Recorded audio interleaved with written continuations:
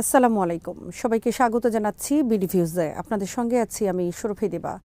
Israel আর তার মিত্রদের জন্য ইরান বড় ধরনের চ্যালেঞ্জ হয়ে টিকে আছে। ইরানকে সামরিক বা ভূরাজনৈতিকভাবে হারানো খুবই জটিল।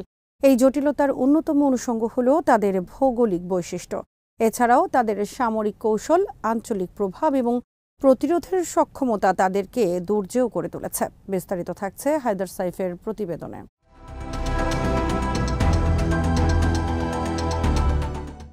ইরানের ভৌগোলিক বৈশিষ্ট্য তাদের অন্যতম শক্তি। 1.6 মিলিয়ন বর্গ কিলোমিটার জুড়ে ছড়িয়ে আছে ইরান। সারা বিশ্বে আয়তনের দিক থেকে এটা 17তম বৃহত্তম দেশ। তাদের ভূপ্রকৃতির মধ্যে রয়েছে দুর্ভেদ্য পর্বত, মরুভূমি আর মালভূমি। পশ্চিমের জেরগোস পর্বতমালা 1,500 কিলোমিটার পর্যন্ত বিস্তৃত। এই পর্বতশ্রেণী দাঁড়িয়ে আছে প্রাকৃতিক দুর্গের মতো। ইরাক বা উপসাগরীয় অঞ্চল থেকে ইরানে প্রবেশকে আটকে দিয়েছে এই পর্বতমালা। উত্তরের আল-বুর্জ পর্বতমালা রক্ষা করছে তেহরানকে। মধ্য ইরানে ছড়িয়ে আছে দেশতে কবির মরুভূমি। সেখানে স্থলে চলাফেরার সুযোগ সীমিত। কোনো বাহিনী আক্রমণের চিন্তা করলে তাদেরকে সরবরাহ লাইন নিশ্চিত করতে হয়, কিন্তু ইরানের ভৌগোলিক বৈশিষ্ট্যের কারণে এই ধরনের সরবরাহ লাইন সহজেই হামলার শিকার হবে।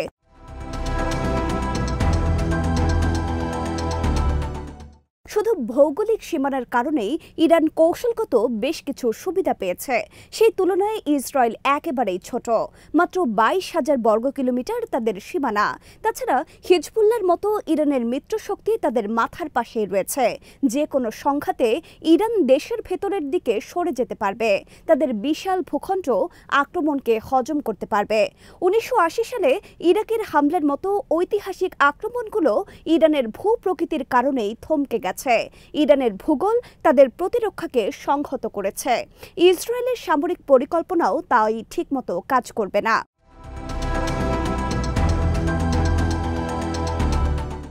ইরানের ভৌগোলিক অবস্থানও আরেকটি গুরুত্বপূর্ণ দিক। তাদের সাথে 7টি দেশের সীমানা রয়েছে।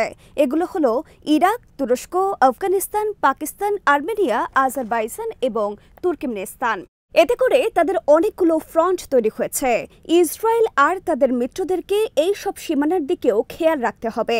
আবার ইরানের সাথে পারস্য উপসাগরেও সীমানা রয়েছে। হরমুজ প্রণালীর একটা দিক তারা নিয়ন্ত্রণ করছে। এই প্রণালী দিয়ে বিশ্বের মোট তেলের প্রায় 20% পরিবাহিত হয়। ইরান এই সব পয়েন্টগুলোতে চাইলেই বাধা সৃষ্টি করতে পারে। 2024 সালে ইরানের নৌবাহিনী এখানে মহড়া চালিয়েছিল। মহড়ায় তারা মাইন পাতা এবং মিসাইল সক্ষমতার প্রমাণ দেখিয়েছে। ইরান সেখানে সক্রিয় হলে জ্বালানির বিশ্ববাজার হুমকিতে পড়বে।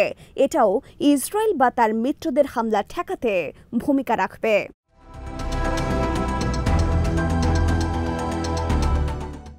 ইরানের বিভিন্ন শহরের কেন্দ্রগুলো বাড়তি চ্যালেঞ্জ তৈরি করবে। তেহরানে 9 মিলিয়নের বেশি মানুষ বাস করছে। মাশহাদ ও ইস্ফাহানের মতো শহরগুলো ঘনবসতিপূর্ণ। শহুরে যুদ্ধে হামলার শিকার দেশ কিছু বাড়তি সুবিধা পায়।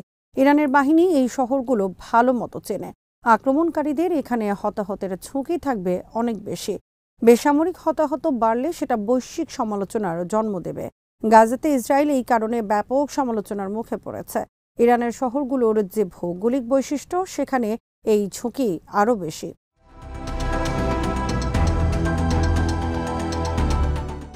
ইরানের সামরিক বাহিনীকে প্রতিরোধের কথা মাথায় রেখেই সাজানো হয়েছে। শক্তিশালী শত্রুর সাথে সাধারণত সরাসরি যুদ্ধ তারা এড়িয়ে চলে। তারা বরং অসম কৌশল অনুসরণ করে। এই কৌশলের নেতৃত্ব দেয় ইসলামী রেভলিউশনারি গার্ড কোর বা IRGC। ইরানের মিসাইল সম্ভার তাদের অন্যতম গুরুত্বপূর্ণ সম্পদ। তাদের বিপুল পরিমাণ ব্যালিস্টিক ও ক্রুজ মিসাইলের মজুদ রয়েছে। ফাতাহ-1 এর মতো হাইপারসনিক মিসাইলও তারা বানিয়েছে। এই মিসাইলগুলো 12 মিনিটেই ইরান থেকে ইসরায়েলে আঘাত হানতে পারে। ইরানের মিসাইলের অধিকাংশই ভূগর্ভস্থ সুরক্ষিত জায়গায় মজুত করা হয়েছে। ইরানের মাটি কঠিন এবং এগুলোকে টার্গেট করে ধ্বংস করা প্রায় অসম্ভব।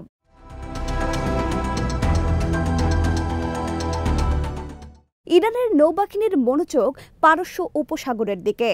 তারা দ্রুত গতির বোট ও মাইন ব্যবহার করে। চলতি বছরেই ইরান নতুন জাহাজ বিধ্বংসী মিসাইলের পরীক্ষা করেছে। এই অস্ত্র যুক্তরাষ্ট্র আর ইসরায়েলের নৌযানগুলোকে হুমকিতে রেখেছে। ইরানের এয়ার ডিফেন্সেরও আরও উন্নতি হচ্ছে। তারা রাশিয়ান S-300 সিস্টেম ব্যবহার করছে। রাশিয়ার অত্যাধুনিক প্রযুক্তির অনুকরণে তারা নিজস্বভাবে বাফার 373 ডিফেন্স সিস্টেম তৈরি করেছে। এই সিস্টেমগুলো ইসরায়েলকে চ্যালেঞ্জ ছুড়ে দিয়েছে। ইরানের সামরিক শক্তিকে একেবারে অজেয় বলা যাবে না, কিন্তু তাদের যে সামগ্রিক কাঠামো ও শক্তির বিন্যাস, তাতে ইরানের ওপর যে কেউ হামলা করতে গেলে তাদেরকে বিশাল মূল্য দিতে হবে।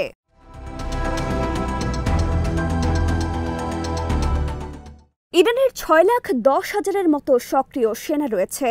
বেসিজ মিলিশিয়া বাহিনীর মাধ্যমে আরও বহু মিলিয়ন যোদ্ধাকে তারা মাঠে নামানোর সক্ষমতা রাখে।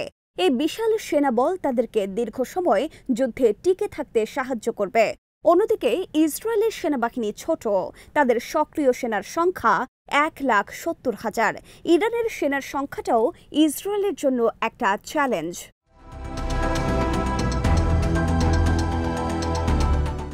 ইরান একটা প্রতিরোধ অক্ষের নেতৃত্ব দিচ্ছে। এর মধ্যে রয়েছে হিজবুল্লাহ, হুথি এবং ইরাকি মিলিশিয়া বাহিনী।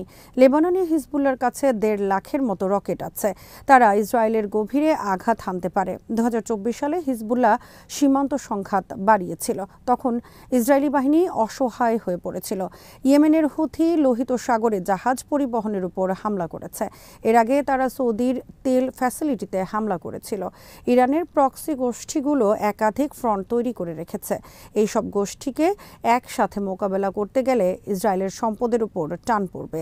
এককভাবে ইরানের উপর তারা মনোযোগ দিতে পারবে না।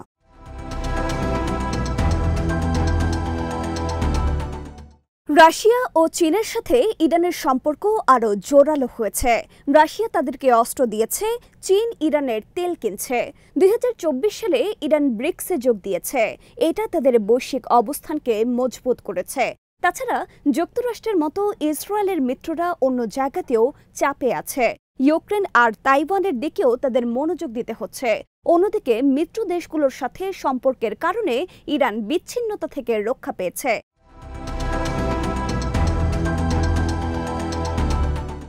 ইরানের সরকার ধর্মতাত্ত্বিক, সর্বোচ্চ নেতা সেখানে চূড়ান্ত ক্ষমতার অধিকারী। যদিও সম্প্রতি তিনি আইআরজিসির কাছে ক্ষমতা হস্তান্তর করেছেন। আইআরজিসি সরকারের প্রতি আনুগত্যকে নিশ্চিত করেছে। ইরানের যেই আদর্শ, সেখানে প্রতিরোধের ওপর জোর দেওয়া হয়েছে বেশি।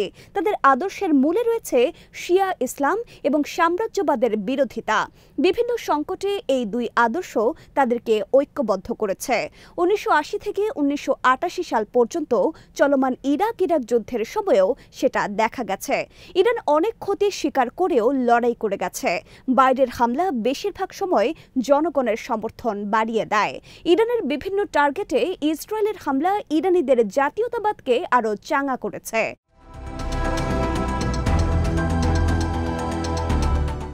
ইরানে অভ্যন্তরীণ কিছু দ্বন্দ্ব আছে, অর্থনৈতিক সংকট আছে। 2024 সালে সরকার বিক্ষোভকারীদের দমন করেছিল, কিন্তু ইসরায়েলের হামলা তাদেরকে ঐক্যবদ্ধ করে দিয়েছে। হামলা চালিয়ে ইসরায়েল ইরান সরকারকে আরও শক্তিশালী করেছে। নিষেধাজ্ঞার কারণে ইরানের অর্থনীতি অনেকদিন ধরেই চাপে আছে। 2024 সালে মূল্যস্ফীতি 40% পর্যন্ত চলে গিয়েছিল। তারপরেও ইরানিরা মানিয়ে নিয়েছে। গোপন রুটে চীনের মতো দেশের কাছে তারা তেল বিক্রি করছে। তারা স্থানীয় শিল্প গড়ে তুলেছে। সামরিক বাহিনীর সরঞ্জামের 90%ই ইরান নিজস্বভাবে তৈরি করে। এতে বিদেশিদের ওপর তাদের নির্ভরতা কমে গেছে। অন্যদিকে ইসরায়েলকে মার্কিন অর্থ সহায়তা আর অস্ত্রের ওপর নির্ভর করতে হয়। ইরানের স্বনির্ভরতা তাদের প্রতিরোধ সক্ষমতাকে আরও বাড়িয়ে দিয়েছে।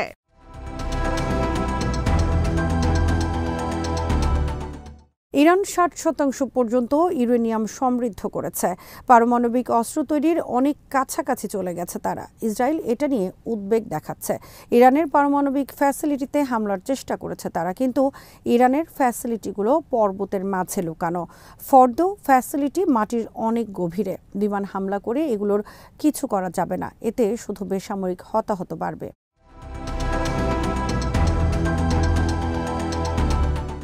ইরানের সাথে দীর্ঘমেয়াদী যে কোনো যুদ্ধ পুরো মধ্যপ্রাচ্যকে অস্থিতিশীল করে তুলবে। তেলের দাম বেড়ে যাবে। সৌদি আরবের মতো উপসাগরীয় দেশগুলো হুথিদের মাধ্যমে ইরানি মিসাইলের তেজ দেখেছে। 2019 সালে সৌদি আরামকো ফ্যাসিলিটিতে মিসাইল হামলা হয়েছিল। এই আরব দেশগুলো তাই ইসরায়েল থেকে দূরে থাকবে। চীনের মতো বৈশ্বিক শক্তি যে কোনো সংঘাতের বিরোধী। তারা মধ্যপ্রাচ্যে স্থিতিশীলতা দেখতে চায়। পশ্চিমের বাইরে চীনের মতো দেশগুলোর সাথে কূটনৈতিক সম্পর্ক গড়ার মাধ্যমে ইরান নিজেদেরকে বিচ্ছিন্নতা থেকে রক্ষা করেছে।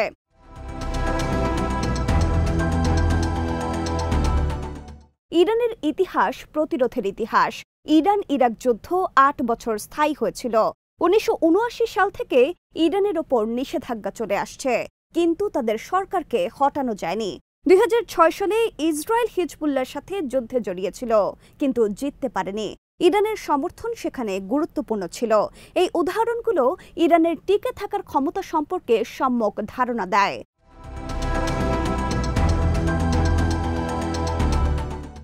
ইরানকে হারানো ইসরায়েল আর তাদের মিত্রদের প্রায় অসম্ভব। পর্বতমালা, মরুভূমি, শহরগুলো ইরানকে সুবিধা দিচ্ছে। হরমুজ প্রণালীর ওপর কর্তৃত্ব দিচ্ছে বাড়তি শক্তি। ইরানের মিসাইল, প্রক্সি শক্তি ও মিত্ররা তাদের শক্তি বাড়িয়েছে। আদর্শ ও স্বনির্ভর অর্থনীতি তাদেরকে চাপ সহ্যের ক্ষমতা দিয়েছে। ইতিহাস বলছে ইরানের টিকে থাকার শক্তি অসামান্য। ইসরায়েলকে এখানে বহুমুখী চ্যালেঞ্জে পড়তে হবে।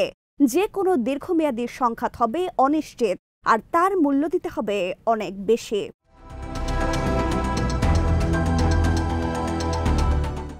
আজ এখানেই শেষ করছি। সবাই ভালো থাকুন, সুস্থ থাকুন আর দেখতে থাকুন বিডি ভিউজ। চ্যানেলটি ভালো লাগলে সাবস্ক্রাইব করুন। সংযুক্ত থাকুন আমাদের ফেসবুক পেজে। আল্লাহ হাফেজ।